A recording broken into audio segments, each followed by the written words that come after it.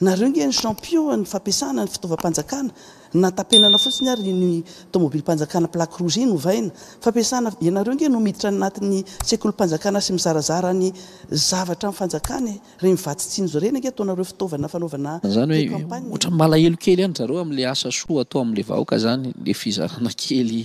vary kely tsinjo kely tosika fameno na ry kovetakelo ampanasa lamba tokony tsy akarary anareo zany zavatra tokony mba hanao koa ianareo zany. Kofona tsy nahita teny inona i Augustin Andriamananory taoriny nilazany fa tokony hanajalalana izy ireo avy amin'ny fanoherana. Tany demokrasia Madagasikara malalaka ny fanehoan-kevitra eto amintsika. Demokrasia tsy akalesona avy amin'izareo satria mauvais exemple. Nafanadena ny adihevitra tao amin'ny fandarana manokana antsoina hoe EISA tao amin'ny télévision TV Plus Madagasikara tamin'ny lahady 10 May lasa teo. Lohahevitra maro samihafa no niadian-kevitra tamin'ity fandarana manokana ity. Ny isa telo ireo vahiny nasaina tamin'ity fandarana ity dia ny voalohany Maître Anitra Razafy Manantsoa, candidat solombavam-bahoaka atolotry ny firaisankina, ny faharoa Augustin Andriamananory, candidat solombavam-bahoaka atolotry ny Irmar, ary ny fahatelo ny Rina Rakotoary John, candidat solombavam-bahoaka atolotry ny collectif ny Malagasy. Ary ny mpanao gazety nandrindra sy nandamina ny fandaharana dia Abraham Razafy, mpanao gazety ny télévision TV Plus Madagasikara. Araka efa nolazaina teo dia lohahevitra maro no niresahana tamin'ity fandaharana manokana ity fa nifantoka kokoa tamin'ny fifidianana solombavam-bahoaka izay atao amin'ity farany volana May 2024 ity. Naneho ny heviny manokana i Maître Yanitra ny zava-misy ao amin'ny antenimieram-pirenena ankehitriny dia tsy solombavam-bahoaka ny ankabetsan'ireo député maro anisa hitena anivon'ny antenimieram-pirenena fa solombavam-panjakana mitondra etaetam-panjakana manao merci président manatanteraka ny sitrapony mpitondra na dia hita fa ampitokizo ny firenena azy. Ka izay zavatra izay no antony anankiray nanosika ny firaisankina sy ireo avy amin'ny fanoherana indray anjara amin'ny fifidianana. Ny tanjona dia ametraka ny tena olona isolovavan'ny vahoaka, hitondra feno vahoaka sy fitarainan'ny vahoaka. Azo sokajiana fa ho deuxième tour ny fifidianana filom-pirenena ity fifidianana solombavam-bahoaka indray mitoraka ity satria tsy nandeha ny fidy ny ankabetsan'olona tamin'ny fifidianana lasa teo. Fa indray mitoraka ity ho avy ireo tsy nandeha nifidy ireo ampandany ary andany ireo izay avy amin'ny antoko fanoherana hiaro ny feon'ny vahoaka, hitondra ny fitarainan'ny vahoaka eny amin'ny antenimieram-pirenena. Ny mahasamihafa anahy amin'ireto olona mifanandrina anankireto solontenan'ny vondrona anankiroa dia izahay efa solombavam-bahoaka perinasa ary hiditra troisième mandat. Raha iresaka fahalalana ny asana solombavam-bahoaka dia mieux placé indrindra iresaka an'izany ary mahafantatra ny zavatra mitranga eo anivon'ny antenimieram-pirenena. Tsy solombavam-bahoaka ny misy eo amin'ny ankapobeny le lazaina fa maro anisa fa solombavam-panjakana. Ka le enjeu resatsika eto zany dia hoe ny ametrahana solombavam-bahoaka tena isolovavam-vahoaka izay no antony lehibe na tonga anay andray anjara amin'ity fifidianana ity. Azo qualifiena hoe deuxième tour izy ity amin'ny fifidianana filoham-pirenena. Efa hita ny zavatra nitranga tamin'ny fifidianana filoham-pirenena reny satria zavatra maro no nikianina ary natonga ny tsy fandraisana anjara n'ireo candidat le C11 moa zany tamin'ny fifidianana iny. Raha nitarika ny taty amin'ny C11 hoe tsy andeha hifidy dia maro anisa no tsy nandeha hifidy. Le chiffre zay lazaina zay niteneninao teo le salanisa hoe 770 no tahan'ny olona nandray anjara dia zavatra namboamboarina fotsiny zavatra tsy marina zany, tsy mirefléter ny réalité zany, tsy izay ny zavatra nisy. Olona tsy nandeha hifidy maro anisa atao anatin'izay. Ka amin'ity indray mitoraka ty amin'ny mahafifidianana manakaiky vahoaka anazy dia adidinay ny mitarika ny vahoaka hoe andao indray andeha hifidy anovana an'izay zavatra misy ao anivon'ny antenimieram-pirenena, anovana ny tena hoe solombavam-bahoaka tena solombavam-bahoaka izay ho maro anisa fa tsy solombavam-bahoaka mpanjakana, solombavam-panjakana andeha hanao bloky fotsiny ka andeha anatanteraka sy hanao misaotra makasitraka ary mangataka amin'ny fahefana mpanatateraka. Lasa lavitra ny eritreritry ny Augustin Andriamananory manoloana ny fahavitrihan'ny vovorana firaisankina sy collectif ny candidat manoloana ny ity fifidianana solombavam-bahoaka ho atao amin'ny farany volana May ity. Satria zao ity fandraisana anjara mavitrika ataon'izy ireo amin'ny fifidianana solombavam-bahoaka ity mampatsiahy azy ny tolona izay nataon'izy ireo tamin'ny fifidianana filoham-pirenena mitaky ny hanovana ny ACC sy ny CENI ary ny taonan'ny olona tsy handray anjara amin'ny fifidianana.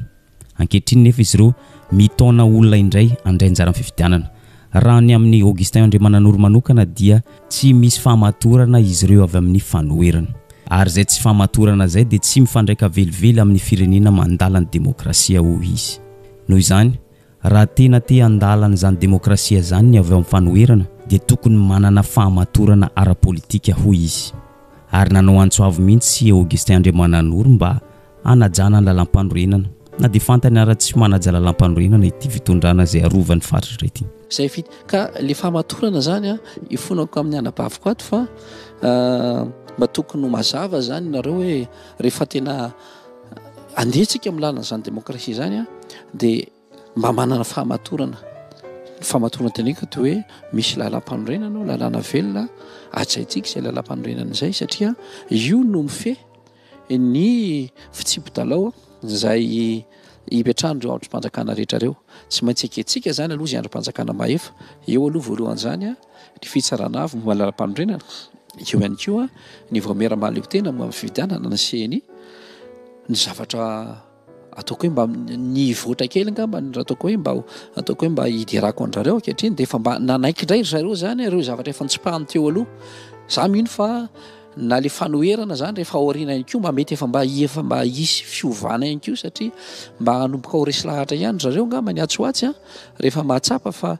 ay ty fitondram-panjakana ty a dia fitondram-panjakana tsy dia mivoana lavitra amin'ny etaetany zareo satria miasa ho an'ny vahoaka satria ankehitriny a indraindray alay-panary zareo hiteny hoe amin'ny mampanohatra anazy zany dia ohatrany hoe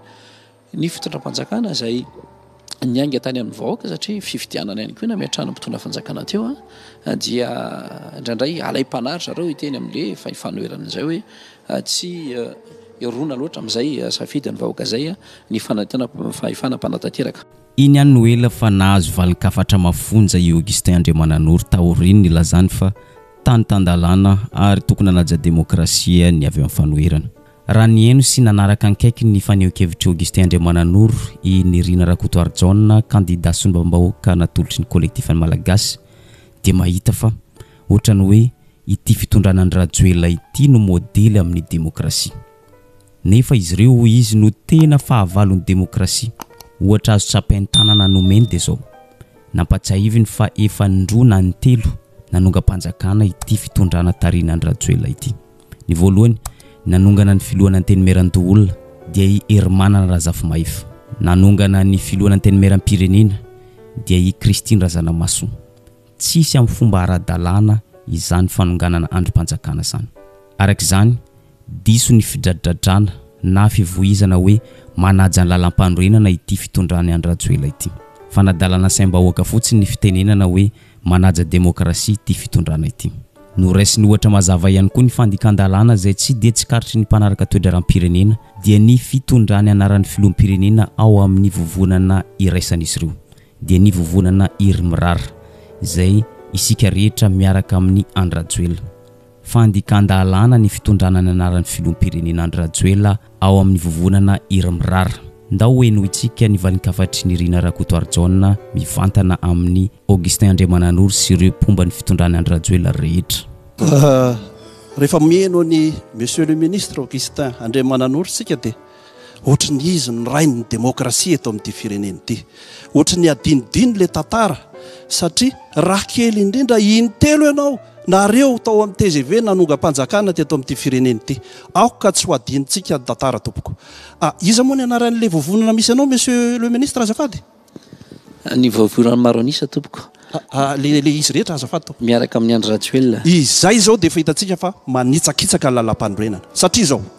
rehefa napetraka ny HCC sy ny CENI teo amin'ny toerany i Rajoelina dia filoha amin'ny malagasy rehetra tsy azo ekena ny amiatrahana ny anara filoham-pirenena ao anaty vovonana fa nitsakitsahana lalam-panorenana zany monsieur le ministre nanome valin-kafatra ho an'ny Augustin Andriamananoro ihany koa i maître Yantra ny azy dia tsotra ity fitondrana Andry Rajoelina ity dia mauvais exemple raha demokrasia no jerena tsy hita ao anatin'ny listra bonne gouvernance na fanjakana tsara tantana zany ny fitondrana Andry Rajoelina tsy misy zavatra azo raisina tsy misy zavatra azo alaintaka fa mauvais exemple ity fitondrany filoha Andry Rajoelina ity raha resaka demokrasia tsy akalesona avy amin'zareo satria mauvais exemple raha iresaka bonne gouvernance na fampandrosoana mauvais exemple ka aleo iverina any amin'le vahoaka le fahefana zay tompony fahefana mihitsy le deuxième tour zany eto de hoe le vahoaka no manana fahefana amerina ny fahefana any amin'ny olona zay tokony tena omena ny fahefana eo anivona antemera-pirenena ahafahany manova ny hoaviny zany fa raha ohatra ka tsy izay no miseho fa mbola trucage na iova ny didi-pitsarana na olona tsy tokony olany lany kolokolo mandeha fizarana zavatra mandeha amin'izay resaka demokrasia sy fanajana lalàna izay maître Ianatra manokana dia mahita fa ny fitondrana ny Rajoelina minia manafangaro ny fahefan'ny mpanao lalàna sy ny fahefan'ny mpanatanteraka entina nodinana saim-bahoaka mba tsy hahay hanavaka izany rehetra izany. Notondroiny manokana i Augustin Andriamananoro izay efa ministry ny serasera sy ny kolotsaina nilatsaka ho fidiana solombavam-bahoaka mba entina nodikodinana saim-bahoaka entina ampiasaina ny fahefam-panjakana, fitaovam-panjakana, ny olo-panjakana. Ny olona rehetra mahatsikaritra fa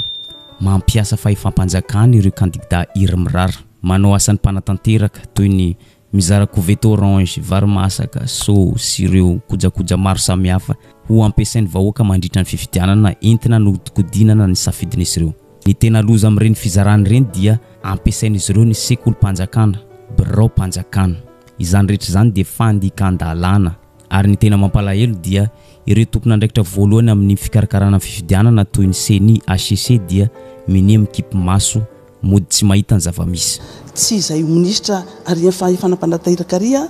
no andeha anao solombavam-bahoaka anafangaro ny atao hoe fahefana-panatanteraka sy ny fahefana-mpanao lalàna.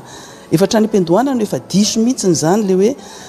asana solombavam-bahoaka natao mihitsy izay nanadisoana an'izany satria lasa le solombavam-bahoaka no anasaina nanao ny asany ny mpanatanteraka amin'ny fanomezana anazy ny moyen, amin'ny fanomezana anazy ny fahefana, amin'ny fanomezana anazy ny volam-panjakana sy ny fitaovam-panjakana eny fa hatramin'ireo fanomezana ho an'ny vahoaka malagasy ary hitantsika zany amin'izao fotoana zao ireo kandidat-panjakana zay manoloana eto moa zany no anisany mampiasa an'izay fahefam-panjakana zay na inona lazaina zay menadamo par coïncidence samy amboribory tany voalohany za larana fadimy izy larana le fanoteneniny teo fa ny zavatra misy dia naiza le amin'izao fotoana zao na any amin'ny toerana hafa akoatra ny eto amboribory tany voalohany dia ahitana fa manararoatra ary mampiasa fahefam-panjakana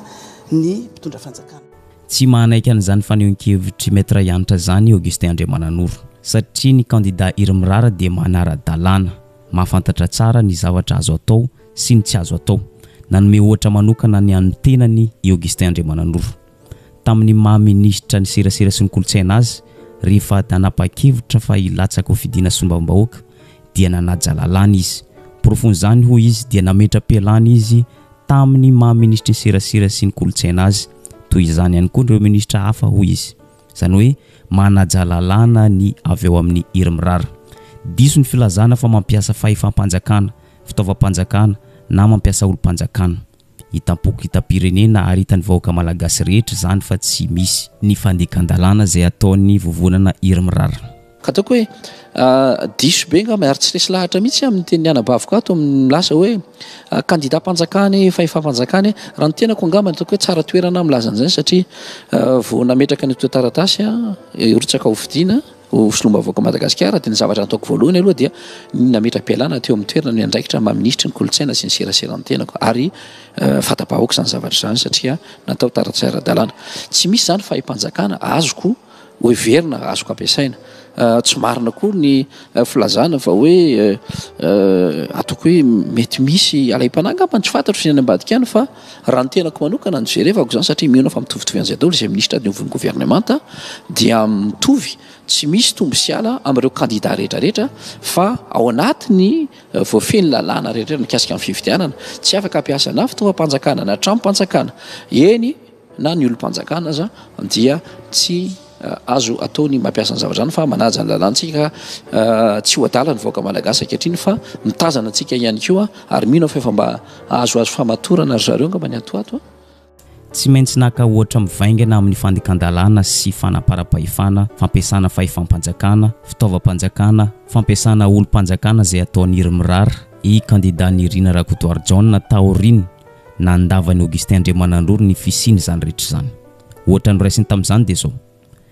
candidat eny amin'ny boriboritany fahatelo mizara koveta orange, zinga orange, varimasaka sy goûter ho an'ny mpianatra eny amin'ny EPP. Tsy nahateny Augustin Andriamanandrory fa ny meme fotsiny. Zany hoe ny tompona ndraikitra amin'ity boriboritany fahatelo ity amin'ny fampiasana fahefam-panjakana, fitaovam-panjakana, olo-panjakana dia na dia tsy nitononony fa afaka tonontsika eto dia i Gabriel Arso sy Nova Colombe. Afaka maka ohatra hafa ankoatr'izay ihany koa isika dia i Lalatina Rakotondrazafy izay nizara kojakoja maro samihafa toy ny koveta orange, varimasaka, ciment sy ny maro hafa teny amin'ny sekoly anankiray tany Faratsio. Efa nokian'ny fanesoerneve mafy moa ity activité izay natao teny amin'ny sekoly izay mitondra ny anaran'ny candidat Lalatina Rakotondrazafy ity. Zany hoe fandika-ndalana izany rehetra zany. Ohatra maro no azo resantsika eto fa ireny ihany no voizina. Manaraka izany candidat eny amin'ny 3e arrondissement amin'izao fotoana izao mizara koveta eny amin'ny EPP izay fananam-panjakana. Inona ny anaran'izany? Tsy fanarahan-dalàna. Izay dia tsy maintsy mijoro rehefa misy ny tsy fanarahan-dalàna eto amin'ny firenena. Ary tsy vitan'izany ihany fa fatatsika nge tamin'ireny fifidianana ireny misy ny atao hoe kolokolo mividy ianareo ny vaton'ny vahoaka izay mahantra. Inona ny zavatra miseho? Ampanantenanareo ray hetsy sa telo hetsy ny vahoaka hoe rehefa lany eo zahay dia omena zao volo zao ianareo. Nareo mpitondra ve no nanaiky ihany nefa ianareo amin'izao amin'ny conditions. Azafady hoe Monsieur Abraham manao démonstration kely hoe nanampy an'izay efa voalaza teo ihany koa i maître ihany satria mbola tsy ampany Augustin Andriamanandrory reny rehetra reny. Nilaza madamo mianatra fa ity fitondrany Andrajoela ity no champion amin'ny fizarana zavatra atao takalo ny safidim-bahoaka na lazaina fomba hafa hoe hividianana ny safidim-bahoaka. Ohatra ny raisiny tamin'izany dia ny fizarana varitsinjo, sakafo tsinjo, koveta orange zaraina eny amin'ny EPP sy sekolim-panjakana sy ny maro hafa. Ireny rehetra ireny dia fividianana safidim-bahoaka. Omena sakafo androany ny vahoaka dia mifidy azy ireo. Omena koveta androany ny vahoaka dia mifidy azy ireo. Izany rehetra izany dia fanabadona vahoaka. Nareo nge ny champion ny fampiasana ny fitaovam-panjakana natapenana fotsiny ary ny tomobile-panjakana plaque rouge iny ovaina fampiasana ianareo nge no miditra anatin'ny sekolim-panjakana sy mizarazara ny zavatra amin'ny fanjakana reny vatitsinjo reny nge ataonareo fitaovana fanaovana pré-campagne ireny vola tosika fameno reny nge nataonareo fitaovana iza angalana olona amin'ny fony olona mividy sady zany nareo ny vaton'ny olona amin'izao fotoana zao ka raha zany zavatra zay. Augustin Andriamanandrory mahita fa hita miariary efa tsy ankiafina tsony ny avy amin'ny fanoherana mialona amin'ny resaka fizarana koveta, so, varimasaka sy ny maro hafa. Fa zao kosa mba ialana amin'izay fialonana zay dia nanome solution i Augustin Andriamanandrory. Nanoro-hevitra ny avy amin'ny fanoherana ny mba hanao zavatra mitovy toy ny ataon'ireo izay manohana ny fitondram-panjakana miaraka amin'ny Andrajoela toy ny fizarana koveta, vilany, so sy nireo maro hafa izay tokony ilain'ny vahoaka amin'ny fiainana andavanandro. Zany hoe ohatra malahelo kely ihany zareo amin'le asa soa atao amin'le vahoaka zany, le fizarana kely, vary kely, tsinjo kely, tosika fameno na ny koveta kely ampanasa lamba tokony tsy akarary anareo zany zavatra tokony mba hanao koa ianareo zany fahitako anazy dia mba fifananana masina ny antsika satria io vahoaka io koa raha ohatra ka hosakana anareo daholo izay olana soa anazy angambany tsy dia mety zay na ny filazanao reo sakanana ny mpitondra fanjakana mba tsy hampiana-janaka ny avelany sy ny sisa everiko fa eritreritra samyrery zay zavatra zay fa za tsy mino hoe avy any amin'ny vahoaka malagasy zay eritreritra zay fa mba ny faniriny vahoaka malagasy dia mba afaka hampiana-janaka ny daholo ny zanaka malagasy rehetra na ny valikavatry ny avy tao amin'ny kolektivan'ny malagasy kosa dia nampiseho fa tsy hanao zavatra entina anabadona vahoaka, tsy hanao zavatra angejana ny vahoaka noho ny tsy fahalalany ny avy eo amin'ny fanoherana fa kosa manome sehatra ny vahoaka mba hivelatra ara-tsaina, aleo tena ara-tsakafo, ara-pivelomana sy ara-pahasalamana amin'ny alalan'ny fampiofanana, formation arak'asa sy bourse ho an'ny mpianatra, santé pour tous sy ny maro hafa.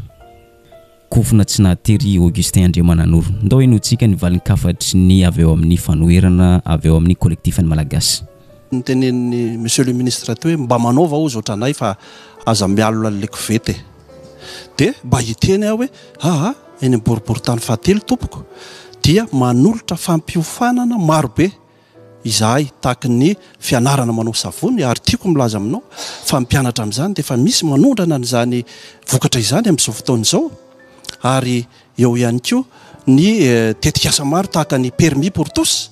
dia manolotra vatsim-pianarana raetsy isaky ny tanora te hanaraka n'izany tetikasa izany izahay eo ihany koa ny tetikasa santé pour tous izany hoe fanolorana solonify ho an'ny vahoaka eny boriboritany fahatelo fa tsy manao kovety zay fa manao zavatra izany eo ihany koa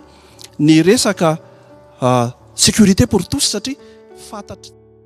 niverina tamin'ny resaka novoizina Augustin Andriamananoro ny candidat ny collectif ny Malagasy makasika ny démocratie ny fitondrana ny Rajoelina dia fitondrana tandalana mandala ny démocratie ary manaja ny démocratie mifanohitra amin'izay tanteraka ny valinkafatry ny Irina Rakotoary John collectif ny Malagasy tsy ity fitondrana ny Rajoelina ity mihitsy no azo antsoina hoe fitondrana démocratie fa aza misandoka andraikitra ianareo hoy izy ny olom-pirenena tsirairay mahatsikaritra fa ity fitondrana ity tsy mamela ny olona ny hevitra malalaka na eny amin'ny kianjan'ny 13 Mey zany na eny amin'ny kianjan'ny Ambojatovo na ankehitriny aza ny kianjan'ny Ambojatovo fanehoan-kevitra ara-demokrasia lasa natao zaridaina amin'izay tsy misy olona afaka maneho hevitra eny amin'ny toeran'ny kianjan'ny demokrasia ary ny tena loza amin'ity fitondrana ity dia na dia tsy eny Ambojatovo na eny amin'ny 13 Mey aza ny vahoaka aneho hevitra dia mbola tsy mahazo ihany tena hita taratra fa fitondrana jadona no misy eto amintsika ankehitriny darofana lacrymogène ny vahoaka izay mitaraina ny maharary azy ohatra amin'izany ny mpianatra izay mitaky ny bourse mitaky ny zony avy amin'ny fotoanam-panjakana dia ny lacrymogène no omen'izy ireo bourse 5 volana no taky ny mpianatra nefa lacrymogène no atolotry ny fotoanam-panjakana azy ireo zava-dozana izany na dia eo azan'izany rehetra izany mangataka ny avy ao amin'ny fanoherana mba ny amelana malalaka ny olona rehetra ny hevitra amin'ny eny anjerim-panjakana na ao amin'ny RNM zany na ao amin'ny TVM satria any malagasy rehetra io izany hoe ny vahoaka malagasy rehetra dia manana zo ahafantatra ahalala ny tena zava-misy eto amin'ny firenena fa tsy hiaino lakolosy tokana iriry ihany ry zareo reo tsy rainy demokrasia fa tsy tia zany resaka demokrasia zany satria nankianjany demokrasia arange natao zaridaina amin'izao fotoana izao hoe aizy any ahafahanay maneho hevitra aizy any ahafahanay miresaka amin'ny vahoaka anaovan'ny rimetra tatitra ohatra amin'ny vahoaka eto amin'ny boriboritany misy azy tamin'ny fampelezan-kevitra ireny zahay rehefa nikasany ho an'ny mahitsy no sakanany zandary ane tsy afaka akory mivezivezy eto amin'ny tany Madagasikara nefa dia malagasy ray malagasy reny zany zany dia zavatra anisany lazaiko eto hoe tsy nareo mihitsy ny rainy demokrasia eto Madagasikara fa aza misandoka andraikitra monsieur le ministre ianareo dia tsy mamela amin'ny vahoaka aneo hevitra tokony atao zany zao dia ny hoe inona no fahanay maneho hevitra ohatra any amin'ny TVM any amin'ny RNM amin'izao akatoko ny fifidianana zao sokafo anay ny hainy vakijery mpanjakana mba hahafahanay manao hevitra zany zao dia anisany etaeta agatany eto ny débat rehetra any amin'ny assemblée alefa directa any amin'ny assemblée malohana izay resaka tsy fahalalana amin'ny teny sy jadona misy eto amin'ny firenena izay novoizin'ny maître Yanitra ihany koa ny zava-misy ankehitriny dia ny fahifanam-panatanteraka manao tsindry azolena ny fahifanam-panao lalàna manao tsindry ny mpitsara manao azy ireo fitaovana politika entina hiarovana ny sezan'ny filoham-pirenena nivoiziny ihany koa fa ny olona rehetra manerana ny nosy dia leo ary reraka ny fampijaliana izay ataon'ny fitondrana ny Rajoelina leo ny famotehana ny firenena izay ataon'ity fitondrana ity izany feon'ny vahoaka resahana zany dia ao anatin'izany ny syndikaly ny mpanao politika ny mpiasa-panjakana eny na dia vahoaka tsotra aza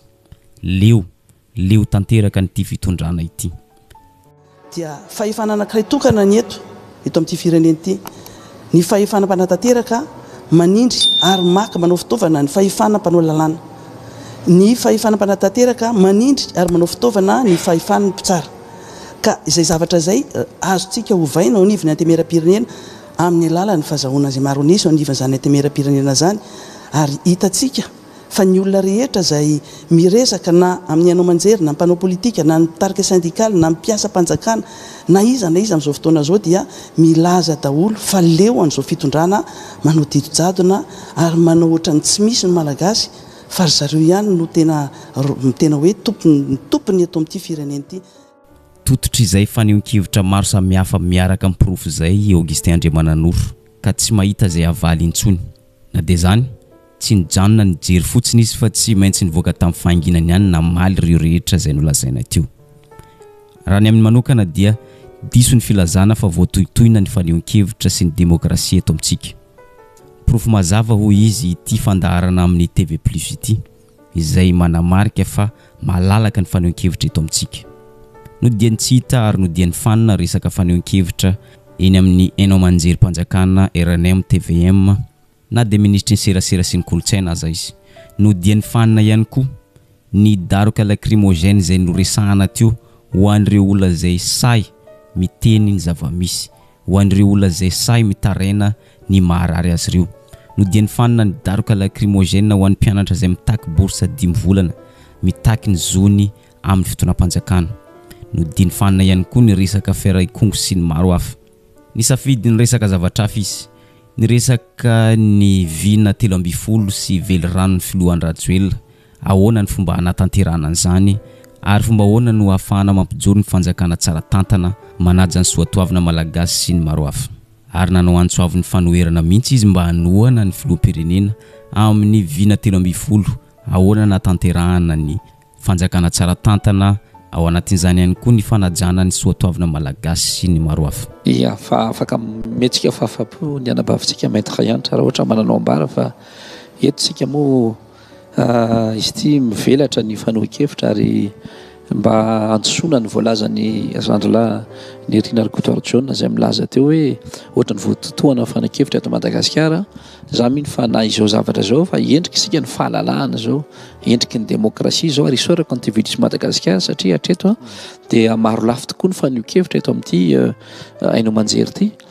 Voalazany koa moa zany fa nisy ny hainao manjery ravavy izay andray zao dindika sy tafatafa izao. Angamba ny tsy ho lavataritsika amin'ny zavatra zay fa ny zavatra tsapa zany ankehitriny dia efa ny vahoaka malagasy ankehitriny efa tsindrin-daona hoe aneo izay heviny amin'ny alalany zany hoe latsabato zany anehoany ihany koa eo izay fanantenany iza amin'ny olona iny fotony no ametrahany an'izay fanantenana izay ametrahana fitokisana hitovy ary fanovana iny fotony. Na dia nanova resaka zay Augustin Andriamananoro dia mbola nahazo valin-kafatra tsy levon'ny vavony ihany izy manoloana ny resaka fanajana ny soatoavina malagasy sy ny fiantsoana ireo avy amin'ny fanoherana hiaraka nangana ny fanjakana tsara tantana. Toy izao ny valin-kafatry ny maître Yantra. Raha resaka fanjakana tsara tantana miaraka amin'ny fanajana ny soatoavina malagasy dia vonona tanteraka ny avy ao amin'ny fanoherana. Fa kosa mila fanovana, mila fiovana eto amin'ny firenena. Zany hoe miainga avy any amin'ny faratampony ny fanovana. Ny filoham-pirenena no anisan'ny olana goavana amin'ny fanajana ny soatoavina malagasy satria izy tena ny mihitsy no efa vazaha frantsay ary tsy misy mahasaman-dahan'izany. Ary izay zavatra izay no mila hovaina. Ankoatr'izay, raha ohatra ka mitaky fahamatorana isika dia ianareo avy amin'ny fitondrana no tokony ho matotra voalohany amin'ny fanajana ny lalam-panorenana indrindrandrindra. Tokony matotra ihany koa amin'ny resaka fametrahana vina sy ny velirano maro hafa satria ny zava-misy ankehitriny dia ny vinan'ny filoham-pirenena dia miova isaky ny mihetsika. Ny velirano tsy misy tanteraka nefa mampanantena zavatra vaovao indray. Arak'izany dia tsy misy ny fahamatorana. Zay ny Augustin Andriamananoro zany dia tena zavatra mifanohitra an'izany zavatra misy miteny hoe andaontsika hiverina amin'ny soatoavina, andaontsika hiara-pandroso firenena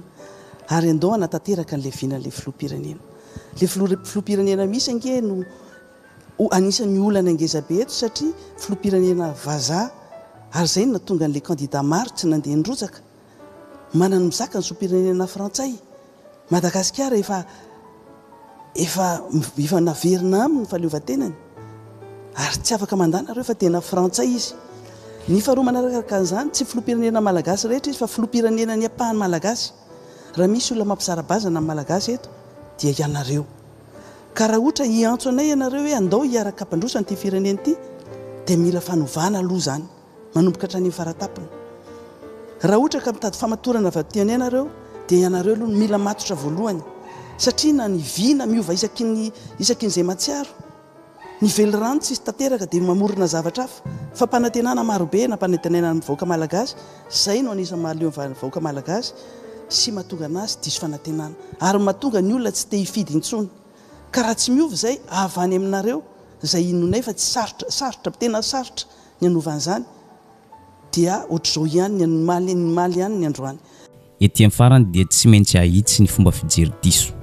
hoe tsy manana fahamatorana ny avy ao amin'ny fanoherana indrindrandrindra fa ny avy ao amin'ny vovonana firaisan-kina sy ny kolektifan'ny malagasy noho izy ireo nanapa-kevitra tsy handray anjara amin'ny fifidianana filoham-pirenena ary nandrara ny vahoaka tsy andeha hifidy ankehitriny nefa mitaona ny vahoaka ihany koa ndao indray andeha hifidy diso ny fihaverina raha ohatra ka mieritreritra fa tsy fahamatorana zany rehetra zany efa ny ara-malala fa nanao zay farak'izay vitany nanao farak'izay hafa ny C11 fa tsy nahita fahombiazana noho ny herim-pamoretana zay nataony zandary polisy zay nanaiky natao fitaovana politika amoretana ny vahoaka efa hita mazava fa tsy misy ny fanehoan-kevitra malalaka raha demokrasia dia mazava ho azy fa tsy misy vahaolana afa-tsy ny mandray anjara amin'ny fifidianana maka fahefana amin'ny alalan'ny fifidianana ka amin'ity indray mitoraka ity dia tsy havela malalaka ny fitondrana entiny Andry Rajoelina anao zay tiany atao amin'ny fifidianana fa tsy maintsy andray anjara amin'ny fifidianana ary tsy maintsy mahazo maro anisa eny amin'ny antenimieram-pirenena no tanjona mety misy manontany hoe madio ve ny tokotany efa mety ve ny CENI efa mety ve ny HCC ny valiny dia tsia fa ny tanjona tsy maintsy mandray anjara amin'ny fifidianana manara-maso ankaiky an'ity fifidianana ity ary sarotony saro-piaro amin'ireo zay mikasa angala-bato. Fifidianana manakaiky vahoaka ity élection de proximité tsy afaka fotsiny hoe hijery fotsiny zao ka ame lalana malalaka be ho an'ilay mpitondra fanjakana efa nanao ny zavatra tsy nety na fifidianana filoham-pirenena izahay adidy ary iverina fa andraikitra tokony sahaniny afaty amin'ny fanoherana indrindra afaty amin'ny vondrona firaisan-kina zany ny antony ametrahana ny vondrona firaisan-kina io nge tsy tonga ho azy fotsiny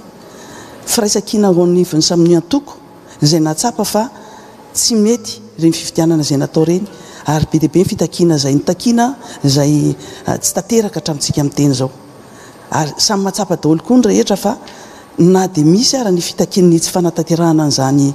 fitakiana rehetra zany hoe diovina ny tokotany ny fanovana ny HCC sy ny CENI rehetrarehetra io dia samy mahafantatra daholo hoe mandeha raha ohatra ka vela fotsiny mbola andeha fifidianana fotsodrana zao anao an'izay tiany atao amin'izao fifidianana amin'izao zavatra misy zao ny antoko-panjakana ka noho izay antony izay dia mipetraka ho arofanina izahay ary natao hiaro ny vahoaka ao anatin'izay ary zay no mahatonga amin'ny teny hoe raha ny antsony olona zay tsy hifidy tamin'ny fifidianana filoham-pirenena maro anisa nanaraka an'izay ankehitrindray zay miteny hoe andao hifidy daholo araka zany rehetra zany dia afana ny faninanana fifidianana sombam-bahoaka indray mitoraka ity fa ho arahantsika miandalana io mahakasika izany ary zay ihany koa ny mamarina ny videontsika androany azadino misabone sy manisy izay man'ny videontsika amin'ny manaraka indray